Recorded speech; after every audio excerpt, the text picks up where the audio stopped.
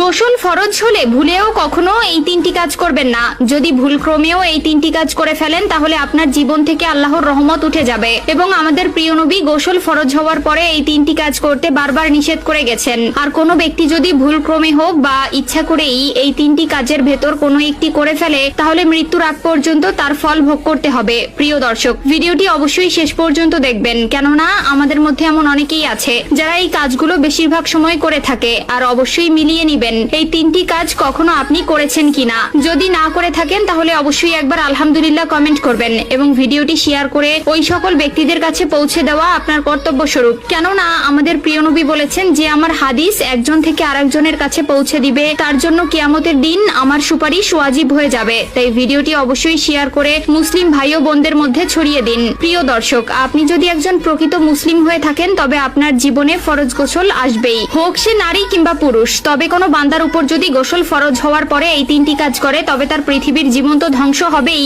সাথে সাথে এর ফল ভোগ করবেন আখিরাতেও। তবে এমন অনেক জায়গা আছে যেখানে গোসল ফরজ হওয়ার পর পানির স্বল্পতার কারণে বা পানির অভাবে ফরজ গোসল আদায় করা সম্ভব হয় না। সেখানে আপনার কিভাবে ফরজ গোসল আদায় করতে হবে, সেখানে ঠিক কি করতে হবে আপনাকে পবিত্র হওয়ার জন্য, সেটাও জানতে পারবেন আমাদের এই ভিডিওতে। যদি কারোর উপরে গোসল ফরজ হয়ে যায়, সেটা অপবিত্রতা হোক কিংবা শয়তানের প্ররোচনায় হোক, তার গোসল করা বাধ্যতামূলক। তবে গোসল ফরজ অবস্থায় ভুলেও যে কাজগুলো করা যাবে না তার মধ্যে প্রথমটি হচ্ছে কোরআন স্পর্শ করা বা তেলাওয়াত করা সম্পূর্ণ নিষেধ। আল্লাহ তাআলা সূরা ওয়াকিয়ার আয়াত ৭৭ থেকে ৭৯ বর্ণনা করেন, এটা এক সম্মানিত কিতাব যা অপবিত্র অবস্থায় স্পর্শ করবে না, তবে যারা পবিত্র তারা স্পর্শ করতে পারবে। এছাড়াও বিভিন্ন হাদিসে এবং কিতাবে উল্লেখ আছে পূর্ণাঙ্গ পবিত্রতা ছাড়া আল কোরআন স্পর্শ করা যাবে না। যদি আপনি কোরআন তেলাওয়াত করে থাকেন তাহলে মারাত্মক গুনাহ আপনার আমলনামায় যোগ হবে। ২ নম্বরে গোসল ফরজ থাকা অবস্থায় নামাজ পড়া। যদি কোনো ব্যক্তি জানে তার উপর গোসল ফরজ, সেক্ষেত্রে তার তাড়াতাড়ি পবিত্রতা অর্জন করা খুবই জরুরি, কেননা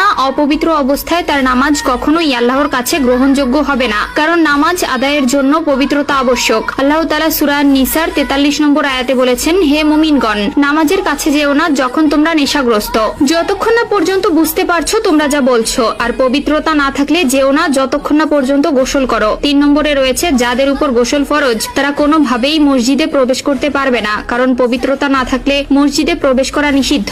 এ সম্পর্কে আল্লাহ তাআলা বলেছেন, আর যদি তোমরা অপবিত্র অবস্থায় থাকো তবে মসজিদের কাছেও যেও না যতক্ষণ না পর্যন্ত তোমরা পবিত্র হও। তবে পৃথিবীতে এমন অনেক জায়গা আছে যেখানে ফরজ গোসল করার জন্য প্রয়োজন মাফিক পানি পর্যন্ত পাওয়া যায় না, সেখানে ইসলামিক শরীয়ত মোতাবেক তায়াম্মুম করে পবিত্রতা অর্জন করা যাবে। আল্লাহ তাআলা আমাদের সকলকে বোঝার এবং আল্লাহ প্রদত্ত দিন অনুযায়ী চলার তৌফিক দান করুক, আমিন।